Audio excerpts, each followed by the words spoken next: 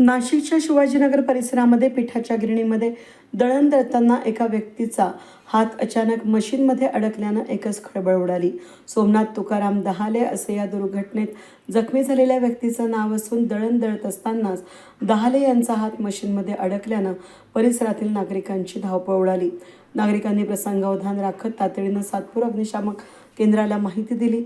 घटनेची माहिती मिळताच अग्निशामक दलाचे जवान तातडीनं घटनास्थळी दाखल झाले.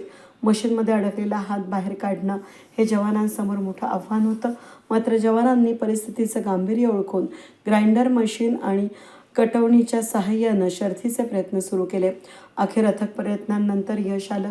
सोमनाथ दहाले यांचा हात मशीनमधून सुखरूप बाहेर काढण्यात आला असून त्यानंतर नागरिकांनी त्यांना तातडीनं रुग्णालयात उपचारासाठी दाखल केलं. या धाडसी बचाव कार्यामध्ये सातपूर अग्निशामक केंद्राचे लीडिंग फायरमन UR झिटे, वाहन चालक MM खांडेकर, फायरमन शुभम लाड, ऋषिकेश पवार आणि उमेश गावित यांनी महत्त्वाची भूमिका बजावली. क्षणभराचा थरार आणि मोठा अनर्थ टळला. वेळीच मदत मिळाल्यानं दहाले यांचा जीव वाचला.